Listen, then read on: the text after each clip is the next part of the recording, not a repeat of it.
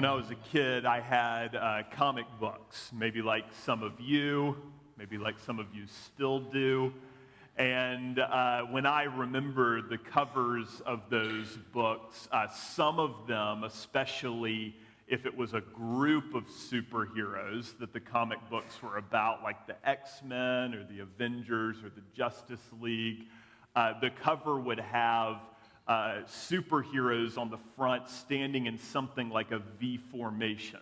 Maybe you can imagine this. So if it was a Justice League comic book, you would have Superman, of course, in the front, middle, but then around Superman you would have Batman, Flash, Green Lantern, other heroes. So if you can envision that, I'll ask you a question. If the Gospel of Mark, which we're preaching through right now, if the Gospel of Mark was a comic book, who would be on the cover? Jesus would obviously be on the cover, but the question is, who else? I think that when you first think about that, the most prominent characters in the Gospel of Mark, other than Jesus, are his 12 disciples. And I can imagine a comic book cover for the Gospel of Mark where Jesus is obviously front and center, but behind him in a V formation are the 12 disciples. That would make a lot of sense. And that's why it's so surprising that when you read the Gospel of Mark, the disciples seem to be anything but heroes. Instead of having a lot in common with the Justice League, the disciples actually have a lot more in common with another fictional character, Dory from Finding Nemo, because their only superpower seems to be that they suffer from short-term memory loss. And we're going to see that this morning. But sadly, all of us are kind of like that. We forget what Jesus has done for us. We're slow to understand who he is and the significance of his actions, and that affects the way we live in all kinds of ways. And so while it doesn't feel very good, one thing that all of us need is for Jesus to confront our spiritual slowness. And the passage that I'm going to read to you this morning is about how Jesus did that for his 12 original disciples. And my hope for you is that all of us would be able to benefit from the way that he corrects them, because what they struggle with is something that all of us struggle with too. And so I invite you to turn to the Gospel of Mark with me. I want you to turn to Mark chapter 8. My sermon passage is verses 1 through 21 of Mark 8. That's Mark 8, verses 1 through 21. If you don't have a copy of the Bible with you, you're welcome to use one of the black-covered pew Bibles in front of you, and you can find Mark 8, verses 1 through 21, beginning on page 843. That's page 843 of that Bible. And so I'll invite you to stand with me for the reading of the Word of God.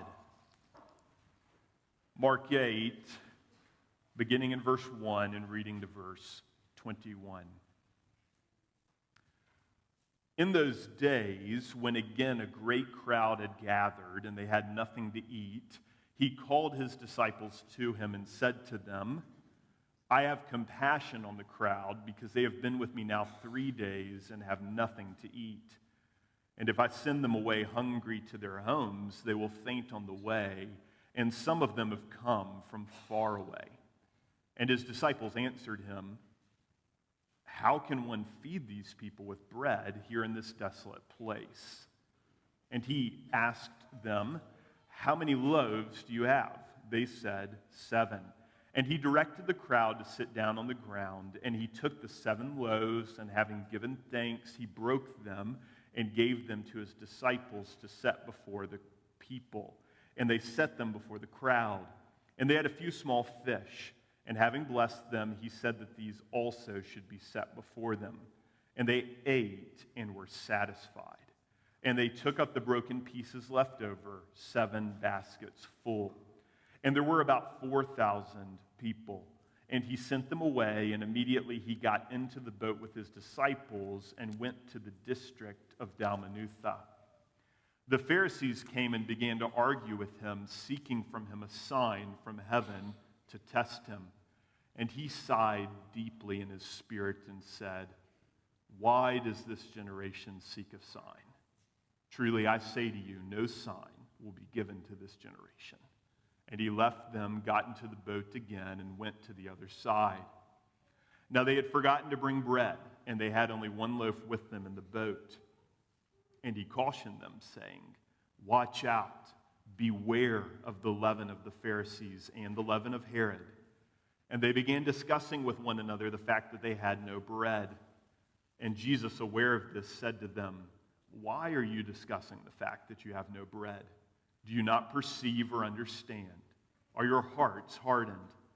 Having eyes, do you not see? And having ears, do you not hear? And do you not remember?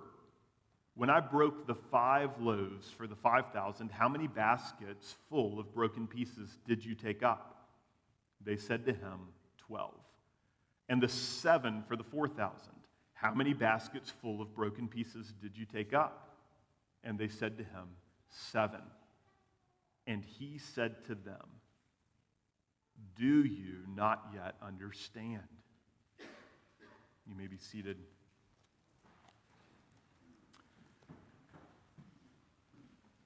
Do you not yet understand?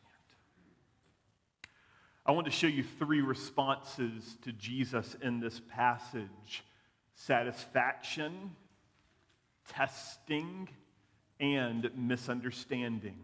The first response to Jesus that you see in this passage is satisfaction, because Jesus satisfies the world. Satisfaction. When I read that passage just a few minutes ago, it may have given some of you a sense of deja vu. That's because Jesus miraculously feeding this crowd of 4,000 people is very, very similar to a story from Mark 6 about how he miraculously fed a crowd of 5,000 people. And like that previous story, if you look at verses 1 through 3 of Mark 8, you see that Jesus had compassion on the people who came to him for help. It's implied that the crowd ran out of food, not because they weren't prepared, but because they had come from far and wide to hear Jesus, and they had stayed longer than expected, and so they ran out of everything that they had packed. So Jesus felt for them and wanted to help. But if you look at verse 4, his disciples questioned that. How can one feed these people with bread here in this desolate place? I want you to see that the way that they word that question, bread in a desolate place, should remind you of the story from Exodus 16, which Jason read earlier in the service, about how God fed his people with bread from heaven called manna in a desolate place, in a wilderness. So there's a bit of a setup here and a connection to the Old Testament. But even though the disciples' question helps us see that, it also is a bit, how should we word it? Dumb, maybe? Because they had already witnessed the feeding of the 5,000. But look at that question in verse 4. How can one feed these people with bread here in this desolate place? I mean, Jesus could have just responded by just saying, I don't know, guys. Yeah, how are we going to do it? Hey, remember that. We're going to come back to that later. Now look at verse 6. Verse 6 tells you what Jesus did with the limited bread that he did have access to. It says that he gave thanks, he broke it, and gave it to his disciples. When Simon, just a few weeks ago, preached on the feeding of the 5,000, maybe you remember him pointing out that this language foreshadows the final meal that Jesus would share with his disciples. It's great that we have an opportunity to celebrate the Lord's Supper this morning and remember how the miraculous feeding of both the 5,000 and the 4,000 foreshadowed how Jesus would satisfy the whole world in his death on the cross. But look at verse 8. Verse 8 says they ate and were satisfied. And verse 8 even tells you that there were 7 baskets full of leftovers. This is, of course, a sign of overwhelming provision. Just like there were 12 baskets of leftovers after Jesus miraculously fed the 5,000. This was an amazing miracle, but as I've kind of been hinting at, we have already kind of read it back in Mark 6. It does give you a sense of deja vu because this is so similar to something that Jesus has already done. Last week, some of you will remember that I encouraged you to think about the miracles of Jesus almost like you were going to an art gallery where all the paintings were the work of the same master artist. And you can look at those paintings to try to determine both what they have in common and what is different about each one of them. Well, after that service, one of our church members came up to me and said that she has actually been to the Vincent van Gogh Museum in Amsterdam. And that museum contains tons of self-portraits that Vincent van Gogh did of himself over the years. And you can actually study and compare those portraits to see different things about each one. I thought that was so great because the miracles of Jesus are like self-portraits. They are resemblances of Jesus that he provides for us. And so, building off of that from last week, my question for us is, let's ask ourselves, what makes Jesus feeding the 4,000 different than him feeding the 5,000? Because that's going to tell us what the Lord wants us to see in this passage. And to answer that question, look at verse 1, which says, in those days.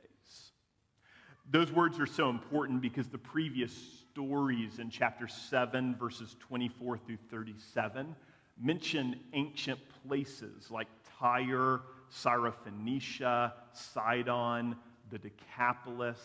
What all of these locations had in common is that they were primarily populated by Gentiles or non-Jewish peoples.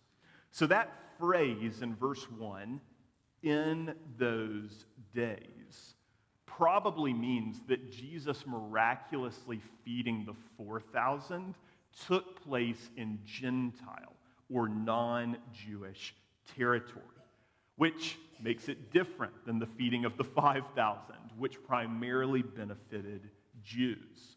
So even though these miracles seem almost identical because they are, the people who benefited from each miracle were very different. And that's what we need to see. The miraculous feeding of the 4,000 is meant to communicate for the whole world what the feeding of the 5,000 communicated for ethnic Israelites. And that is that Jesus satisfies. So remember that Old Testament connection. Over 1,000 years earlier, the God of Israel had miraculously fed his people in a desolate place. And what Jesus is saying in the feeding of the 4,000 is that now he is going to satisfy not just Jews, but all peoples. and we know that he's going to do it by his substitutionary death. So what this parable shows is that Jesus satisfies not just the Old Testament people of God, but Jesus satisfies the world. That's a message relevant to each of our lives because all of us want satisfaction. We might look for it in money and health, in relationships, in sex, in entertainment, in experiences, in many other things. But if you're searching for eternal satisfaction in the things of this world, it's like filling your stomach with cake. You might feel full for a little while, but you're going to get hungry again quick. And you might get sick. But when the people in this story came to Jesus, what happened?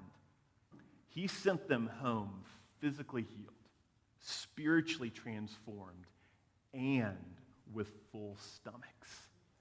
And if you come to Jesus today, he will fill your soul like only he can, because only Jesus satisfies the world.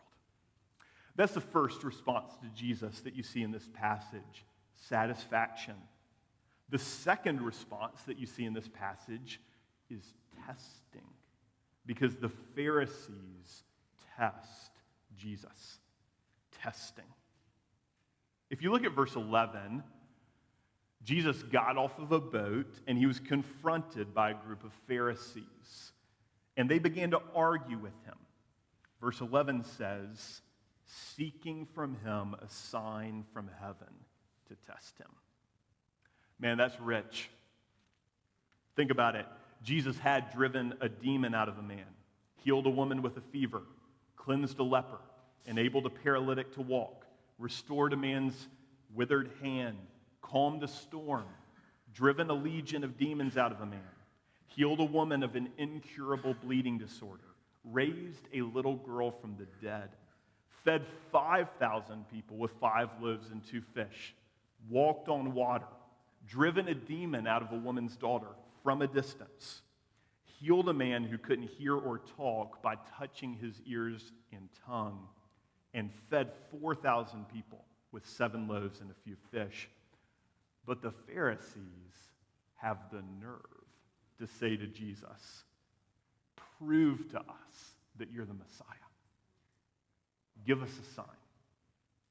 Verse 11 tells you their motivations. They were trying to test Jesus. This is so important to see because it means that they weren't looking for a reason to believe. They were looking for a reason to disbelieve. So verse 12 says that Jesus sighed deeply in his spirit because he was exasperated by their unbelief. And he went on to say this in verse 12. Why does this generation seek a sign? Truly, I say to you, no sign will be given to this generation. Jesus was obviously not saying that he hadn't already done signs that proved his identity, because he had. And Jesus was obviously not saying that he wouldn't do any more signs in the future that proved his identity, because he would. Jesus was saying, though, that he reveals himself on his own terms. Jesus was saying that the world can't dictate to him how he should prove himself. Jesus was saying that he had already given the world all the proof it needed. One of the fundamentally wrong ways that we relate to God is by demanding that he prove himself to us on our terms instead of accepting the evidence that he offers. Paul talks about this in 1 Corinthians 1, 22 through 24 when he says, for Jews demand signs, and Greeks seek wisdom, but we preach Christ crucified, a stumbling block to Jews and folly to Gentiles. But to those who are called, both Jews and Greeks, Christ, the power of God and the wisdom of God. So listen, don't say to God, give me a sign. Instead, receive the sign that he has already given, which is Christ crucified. Maybe you're not a Christian, and you say to yourself or say to others that you would give up on your unbelief and follow Jesus if he gave you a sign. Why is Christ crucified not enough of a sign for you? Maybe you are a Christian, but you struggle with doubt, you're suffering, and so you say to yourself, I really need God to give me a sign. Why is Christ crucified not the sign that you need?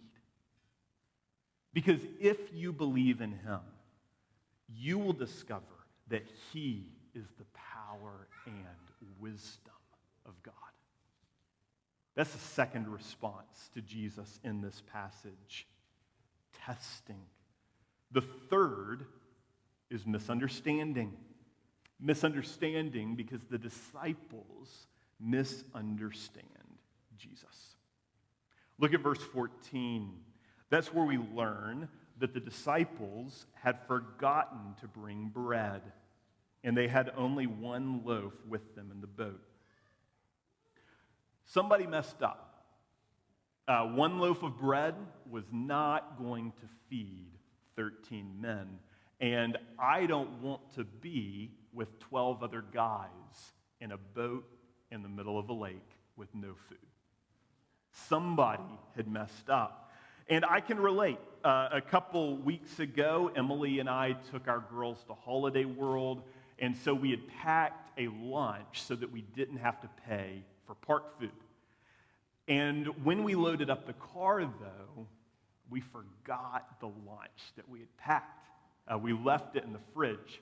And by we, I mean I. I forgot the lunch. Some of you already knew that. So I understand how this could happen. This could happen to anybody. But while the disciples are thinking about this, realizing that somebody messed up, verse 15 says that meanwhile, Jesus was teaching them.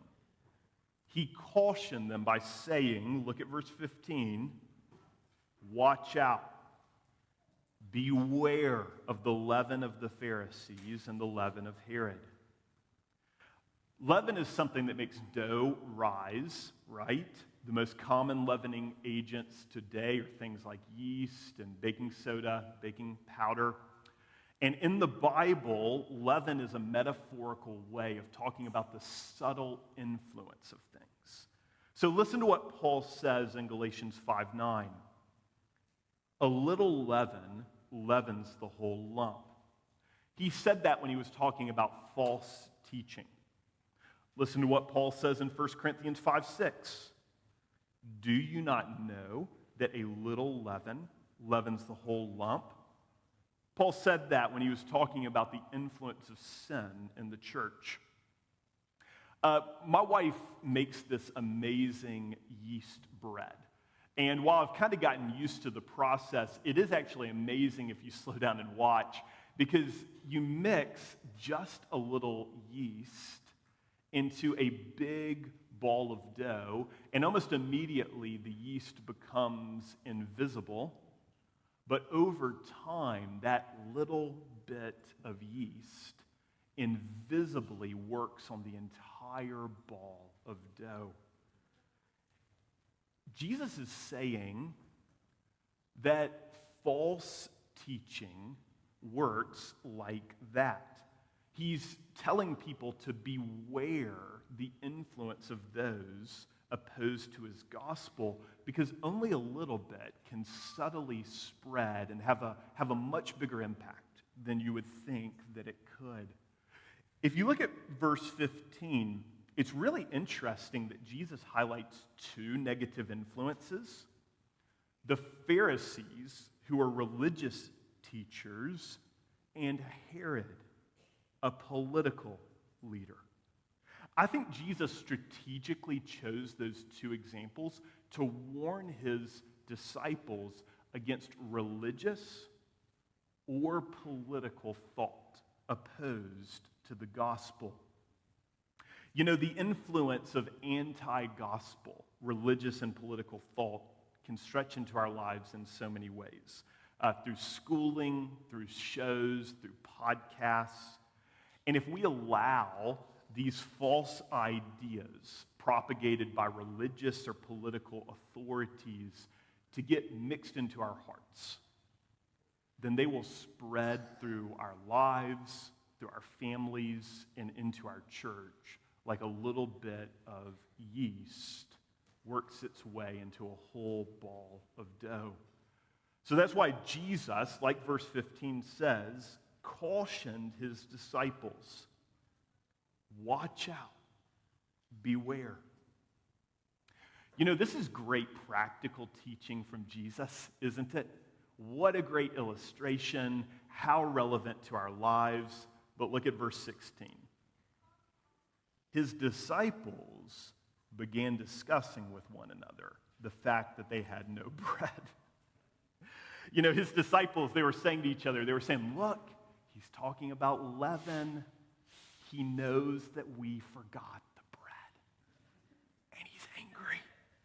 That's what they were saying to each other. You know, and I understand what they were feeling. You know, I made that mistake before we went to the park. And man, for the rest of the day, I was sensitive about forgetting the food. You know, when we paid for that overpriced park food, it felt twice as expensive and half as good because I had left our lunch in the fridge. And so the disciples, they're self-conscious. They made a mistake. But what it shows is their spiritual denseness, their slowness to understand what Jesus is saying. And this has been a pattern for the disciples. Listen to this. Mark chapter 6, verse 52 says that the disciples were confused after Jesus walked on the water. And here's why. Because they did not understand about the loaves, but their hearts were hardened. That's talking about the feeding of the 5,000. The disciples should have understood that the guy who miraculously fed 5,000 people, it wasn't that big of a surprise for him to walk on the water, but they didn't get it. Chapter 7, verse 18 says that the disciples had to ask Jesus to explain his teaching so much that he rebuked them like this. Then are you also without understanding? And remember, I asked you to remember that question from verse 4. How can one feed these people with bread here in this desolate place? Jesus apparently recognized that this was a pattern of misunderstanding in his disciples, so he decided to directly confront them with a series of pointed questions. Look at verses 17 through 18. Why are you discussing the fact that you have no bread? Do you not yet perceive or understand? Are your hearts hardened? Having eyes, do you not see? And having ears, do you not hear? And do you not remember? What did Jesus want them to remember? Well, he walks us through it in verses 19 through 21. He asks his disciples, when I broke the 5 loaves for the 5,000, how many baskets full of broken pieces did you take up? They said to him, 12. Jesus continues to ask, and the 7 for the 4,000, how many baskets full of broken pieces did you take up? And they said to him, 7. And he said to them, do you not yet understand? Jesus is challenging his disciples to see that it's ridiculous that they could be worried about forgetting bread when they're in a boat with someone who had multiplied loaves to feed 5,000 people and 4,000 people. They had witnessed it twice, but they were still anxious. They were still fearful. They still didn't understand. It would be like one of the disciples in the boat saying to the other disciples, "Man, I hope we don't get caught in a storm." Forgetting that Jesus had calmed the storm. And what we need to see is that we are so like them, aren't we? Many Christians have put it this way: we are spiritual amnesiacs. We are so quick to forget who Jesus is, what he's done, and understand what he means for us. You know, I'm so often amazed at my own forgetfulness spiritually. I'm amazed at my own prayerlessness. I'm amazed at my own fear to obey Jesus. And the reason I'm amazed at it is because Jesus has done everything and more to make me confident to follow him, to give me reason to trust him, to give me everything that I need to repent of my sin. But I forget. I don't understand. And because I don't, I get anxious. I get worried. I get lazy. I don't follow Jesus like I should. You know, and one of the things that keeps us from seeing what we should about Jesus, and you see it in the story, is our obsession with our own smallness. We can't see how big Jesus is because we're so focused on how little we are. You know, we let things like forgetting bread cause us to forget everything that we know about Jesus. But the real problem in those moments, and you see this in how Jesus confronted his disciples, the real problem is that we're not listening to him. The real problem is that we're not remembering what he's done. The real problem is that we're not processing the significance of who he is. So what each of us needs to do is we need to stop asking Jesus to prove himself. We need to start remembering who he is and what he's done. Because when we do that, we will experience him as the only one who satisfies the world. Let's pray. Father, as we've just seen in your word, the power of your Son to satisfy your people, to satisfy the world, I pray that you will continue to satisfy our souls through the taking of the Lord's Supper. I ask that you will help us to remember what your Son has done for us, and to let go of our obsession with our own inadequacies, to let go of the distractions of this world, to let go of this world. Help us to remember Jesus and see clearly what he's done for us. I pray this in his name. Amen.